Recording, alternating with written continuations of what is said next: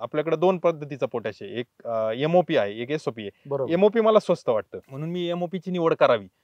SOP महाग आहे तर मी एसओपी टाळावं. परंतु एमओपी मध्ये टक्केवारी पण पोटॅशची जास्त आहे.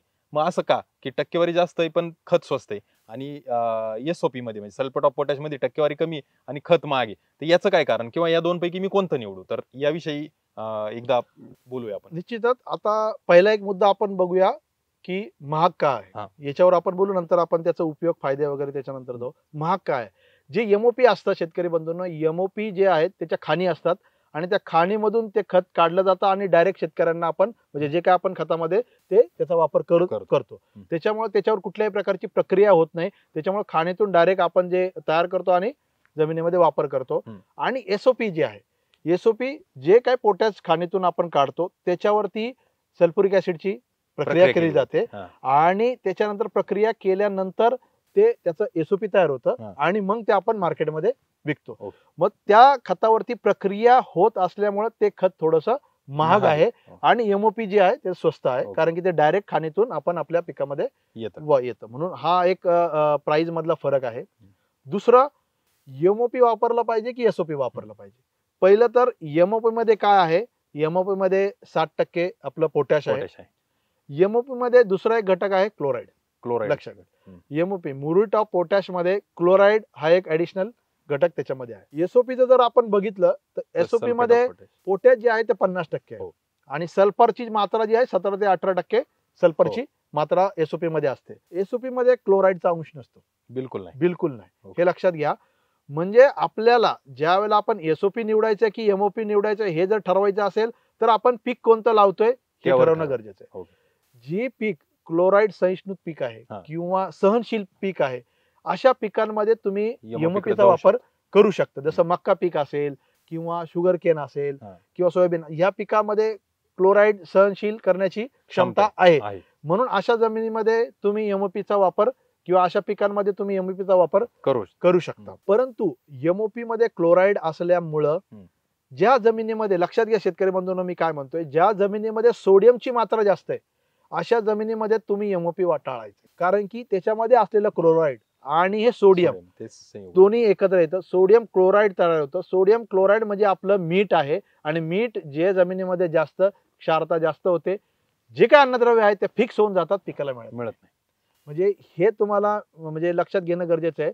तुमच्या जमिनीमध्ये जर सोडियमची मात्रा जास्त असेल तर त्या जमिनीमध्ये एमओपी वापरायचं नाही. दुसरं एक, जी जमीन भारी आहे, लक्षात घ्या, जी जमीन भारी आहे अशा जमिनीमध्ये देखील तुम्ही एमओपीचा वापर थोडा टाळावा. याचं कारण मी सांगतो तुम्हाला. एमओपी मध्ये क्लोराईड आहे. आपण जमिनीमध्ये टाकल्यानंतर जी भारी जमीन आहे त्याच्यामध्ये लिचिंग म्हणजे पाणी वाहण्याची क्षमता जमिनीमधून जाण्याची कमी असते.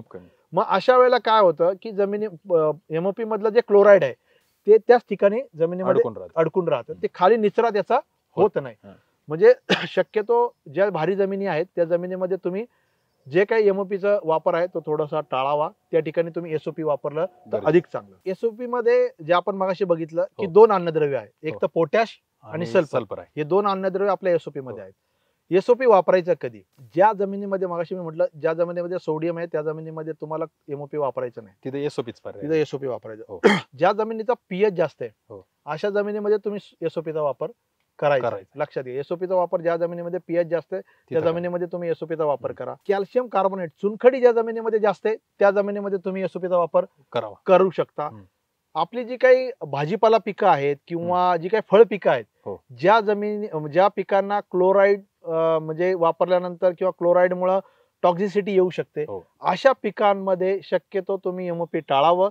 एसओपीचा वापर अशा पिकांमध्ये तुम्हाला करायचा आहे, जेणेकरून तुम्हाला जे काय आहे पोटॅश बरोबर सल्फर मिळणार आहे आणि सल्फर मिळाल्यानंतर काही पिकांना सल्फरची पण जसं तेलवर्गीय गरज असते ते ऍडिशनल एक अन्नद्रव्य त्या पिकाला मिळणार आहे आणि त्याचा बेनिफिट त्या पिकामध्ये होणारच आहे. दोन्ही म्हणजे आता तुम्ही एमओपी टाकल्यानंतर पोटॅशची उपलब्धता जसं तुम्हाला मगाशी म्हटलं 45 दिवसाला चालू होणार आहे आणि 60-65 दिवसाला लागणार आहे. एसओपी जे आहे एसओपी मधलं पोटॅश लवकर लागू होतं. हा एक फायदा तुम्हाला आहे. ज्या शेतकऱ्यांना म्हणजे आपल्याला 15-20 दिवसानंतर माल काढायचा आहे किंवा मार्केटला न्यायचा आहे त्याच्या आधी जर पोटॅशची गरज आहे त्यांनी एमओपीचा वापर केला नसेल हो. आणि पोटॅशची आपल्या जमिनीला गरज आहे किंवा पिकाला गरज आहे तर त्या तिथं ठिकाणी ते तुम्ही वापर- एसओपीचा वापर करायचा, एमओपीचा वापर तुम्ही टाळायचा. कारण की 15 ते 20 दिवसानंतर टाकल्यानंतर लगेच तुमचा एसओपी जे आहे ते चालू होणार आहे ओके. किंवा 10-15 दिवसानंतर चालू होतं आणि एक 25-30 दिवसामध्ये ते संपून जाईल. संपून जातं. म्हणजे ज्या पिकाला लगेच पोटॅशची 10-15 दिवसानंतर गरज आहे त्या ठिकाणी तुम्ही एसओपीचा पर्याय निवडू वापरावा. शकता. म्हणजे ज्या जमिनी खराब जमिनी आहेत त्या जमिनीमध्ये एसओपी वापरा. हो. ज्या जमिनीमध्ये सोडियमचं प्रमाण आहे त्या जमिनीमध्ये एसओपी तुम्ही वापरू शकता किंवा कॅल्शियमचं प्रमाण जास्त आहे त्या जमिनीमध्ये तुम्ही एसओपीचा वापर करू शकता. हे त्याच्यामुळं म्हणजे जरी पीक म्हणजे एसओपीची महाग जरी असलं तरी त्याचे फायदे जे आहेत फायदे जास्त आहे. जास्त प्रमाणामध्ये आहेत.